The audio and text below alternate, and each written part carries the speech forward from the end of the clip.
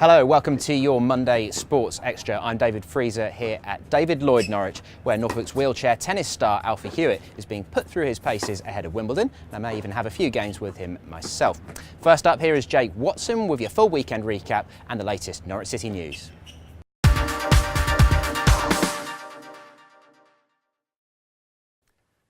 Thank you very much, Dave. Norwich City have today announced a contract extension for long-serving defender and captain Russell Martin, potentially taking the 31-year-old through to a testimonial season. Martin made 39 appearances last season to take his overall tally up to 302, moving him up to 23rd in the club's all-time appearances list and just 4 shy of Ewan Roberts. Now, the long-running saga of Graham Dorran's potential move from Norwich City to Rangers has come again to boil overnight. The Daily Mail claim that City have now agreed a £1.5 million fee with the Scottish Giants on Sunday night, with the boyhood Rangers fan keen on a move back to Ibrox, despite Championship interest from both Sheffield Wednesday and Sunderland.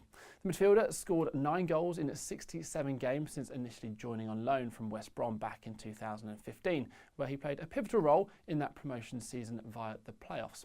Now, shifting the Scots' wages will be helpful to City's financial adjustments after missing out on promotion back to the top flight, but the Canaries appear to have stood strong in their negotiations. News even emerged last week that a counterbid had been made for the Glasgow club's promising midfielder Jamie Barjonas, but it seems Dorrans is finally set to discuss personal terms.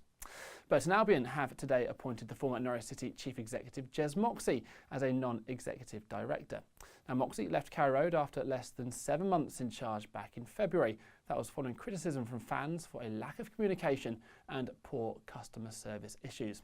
The former Stoke City and Wolverhampton Wanderers CEO represents the Championship on the board of the English Football League, and he represents the EFL on the board of the Football Association. Onto athletics, and City of Norwich Athletic Club star Iona Lake has won herself a British title. The 24-year-old won the 3,000-metre women's steeplechase at the World Championship team trials at the Alexander Stadium in Birmingham yesterday, which also doubled up as the British Championships, where she ran close to her personal best. Lake finished in 9 minutes and 57 seconds, just over 2 seconds ahead of nearest challenger Charlotte Taylor-Greene. It was the 3rd fastest time run by a British woman this year, ahead of the World Championships being held there in London in August. And on to cricket, the big top-of-the-table clash at the Common saw Swanston cut Sudbury's lead to just 10 points in what was a narrow 2-wicket win in the East Anglian Premier League. Sudbury managed a very respectable 267 for 8 before, in reply, Swanston reached 270 for 8. That was despite a late collapse to bring their title rivals back within reach. Great Witchingham remained 3rd thanks to Derby's success at Horsford, winning with 4 wickets to spare to remain 29 points adrift of the top 2. Vauxhall Mallards picked up their 2nd win of the season to move up 2 places in the table to 8th, bowling out visitors Frinton for just 104 inside 41 overs, with Mitchell Todd taking 4 for 17 and Ben France 4 for 38. The Ducks then reached 108 for 6 inside 28 overs. Norwich also won at home to pick up their 2nd victory of the campaign, dismissing Copdock for just 81 inside 34 overs. OK, that's your sport all up to date. Dave, it's back to you.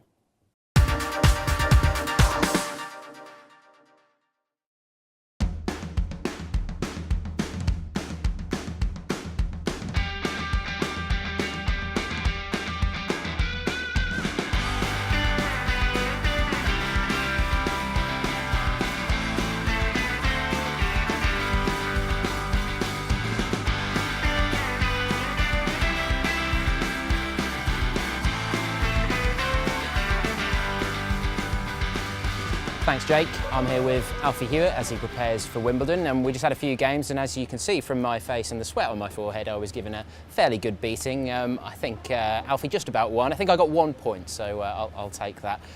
Alfie, yeah, Wimbledon, yeah, building up to that, but let's kick off with your win at the French Open at Roland Garros. How's life been since that singles win? Yeah, it's been pretty busy.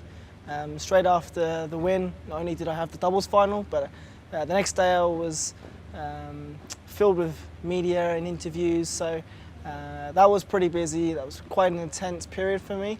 And then I had about 3-4 days to rest and was back in Paris for another tournament.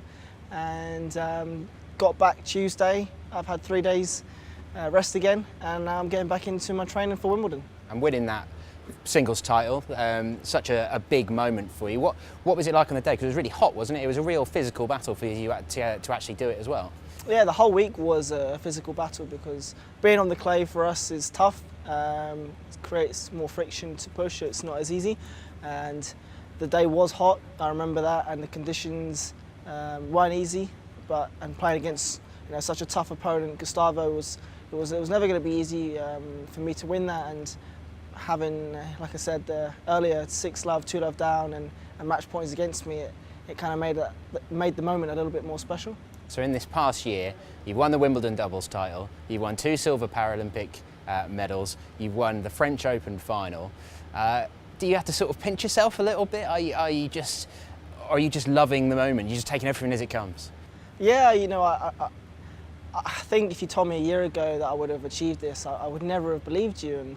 And to think of my journey and how quick it's just gone up, and to have these achievements already at such a young age is something that I'm very, very proud of. And yeah, I do have to pinch myself a few times, but I always look forward to what's next. And for me, it's Wimbledon.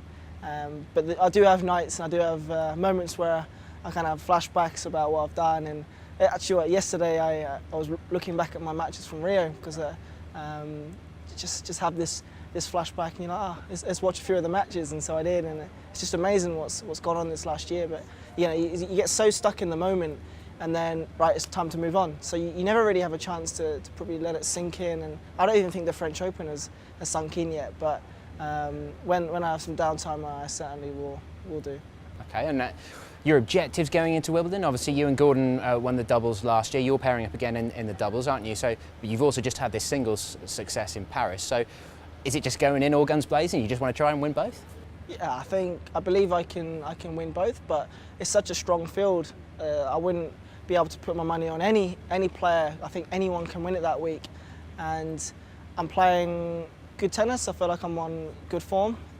Wimbledon's going to be tough on the grass because once again it's probably one of the hardest surfaces to push on. So it's anyone's game, and with Gordon at the doubles, we look to defend our title, and we'll try and fight for that. But it's going to be tough. It's not going to be easy. So, and my objectives right now is to take the first round of each division, singles and doubles, and just take it as it comes. I've done that for Roland Garros, and I think I need to kind of keep the same mentality going into this one, because I know I've just won my first Grand Slam, but I don't think I should be trying to put that extra bit of pressure on myself to go into my next one and just think I can win it, because it's not as easy as that. I need to prepare the same way. I need to do my routines. I need to do what I did in that week and replicate that in this week. And if I come out a winner, then that's great. But I need to definitely just focus on my first match and see what happens.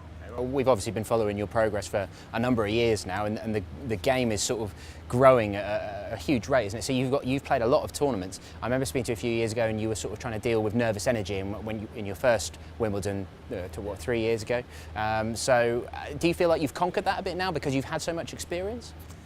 I think I've definitely maybe got used to it a little bit. I think I've played my first Paralympics, obviously winning doubles at Wimbledon last year, and then this final at the French. It's shown that I can perform under pressure, and I think that gives me real good confidence going into big events like Wimbledon, knowing that I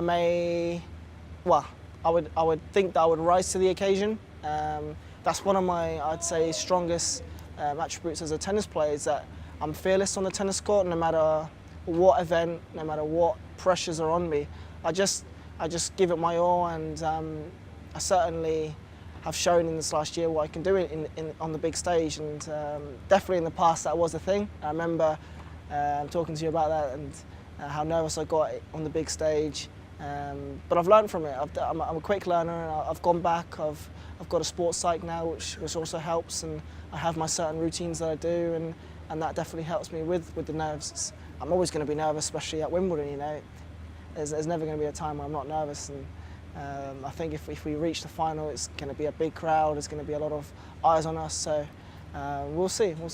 Okay, and yet you've developed a bit of a rivalry as well, haven't you? You and Gordon against the French pair, Stéphane Houdet and Nicolas Piper. You always seem to end up against them. You lost them in Rio, didn't you? You lost them in France, but obviously you beat them in Wimbledon. So is there a genuine sort of rivalry there? Do you sort of really relish coming up against them?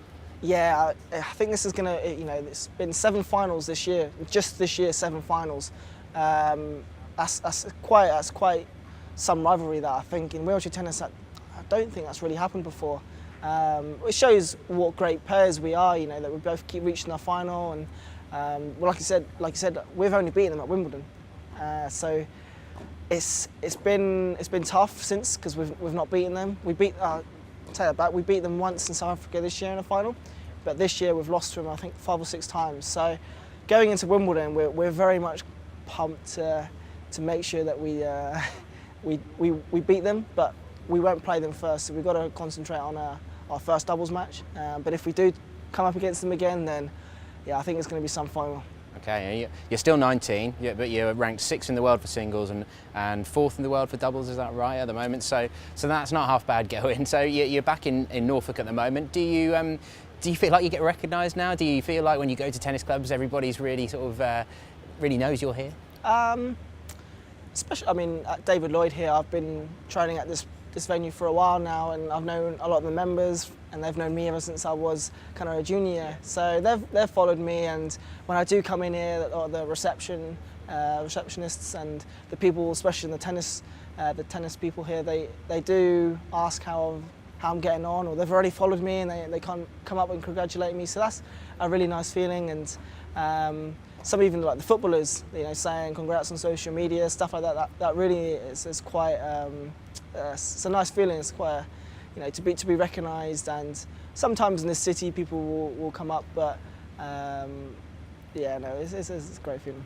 Top man. Well, from all of us here at Mustard, best of luck for Wimbledon. Thank you. And we'll be keeping an eye on your progress. That's all for Sports Extra for today, but we'll be back with you on Friday with all the latest sports headlines. But for now, wish you a good week, and we'll see you on Friday. Cheers.